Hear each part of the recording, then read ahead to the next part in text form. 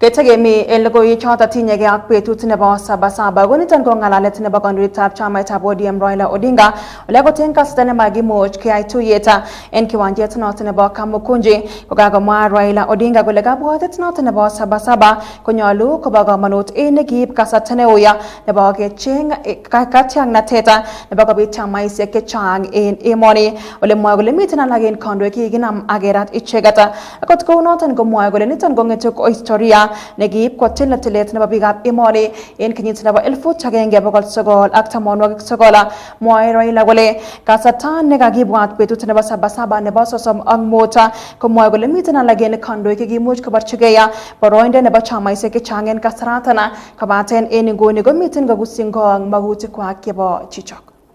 Myself and Kenneth Matiba and Charles Obia made a statement which you said we would go to Kamkunji to ask Kenyans if they were ready for multi-party.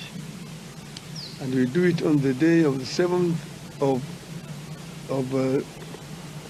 July, that year, 1990. 7th of July, 1990.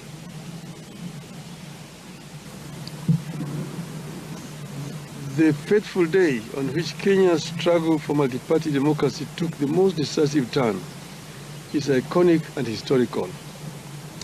It's a day rivaled only by the present day Masuja Day, previously Kenyatta Day, that celebrates the arrest and detention of the freedom fighters jointly called the Kapenguria Six. It is regrettable that the recognition and remembrance of Saba Saba has not been consistent in its short period history of 35 years.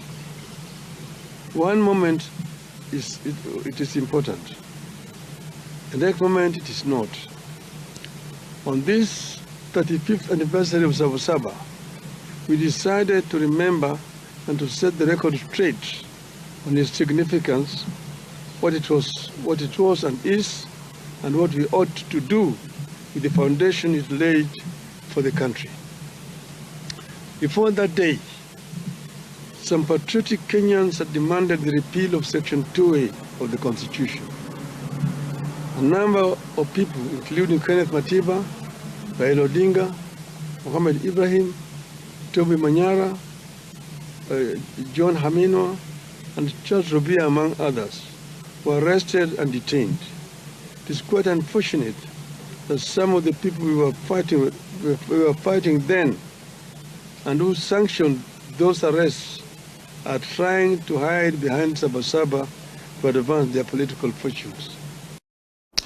En kasaratan kotesa Raila Odinga gole magat kete cha morno segana gebe berwega chota chigiben ngalale tin kwenut rabigap emeta aksar gali gore tagengene mago goy toy ne maguti kwaga olega tes Raila gora gole alagin keruti kimoya luge gustigonga gora walu tegen sekta not ne ba ripset ne bagaleta na poliza gore tagengene bagigi mitli andi tin kwenut rabigap emeta ka fise kiba poliza moy gole magat ke gustigonga yauti kyoto jabana meta ba soya in emoni asigi mochke I propose an inclusive, intergenerational, national conclave to hear our people across all divides and come up with irreducible reforms and changes necessary to take the country forward. I propose that the country urgently returns to the agenda of comprehensive police reforms, focusing on enhancing accountability, transparency, and improving the police-to-people relationship. Your rogue police force that shoots people with impunity. And this is a force that we inherited from the colonialists. It has not been reformed to become a people's defender, a people's servant.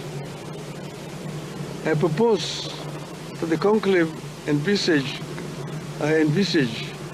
comes up with better and sustainable ways for addressing transparency, accountability, and impunity, especially with regard to corruption and ensuring that leaders are held accountable for their actions.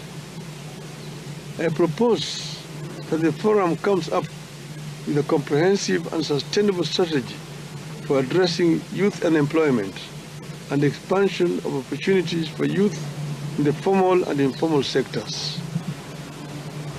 Such a national conclave must have a clear terms of reference and be populated and helmed by the most serious and sober minds in our nation.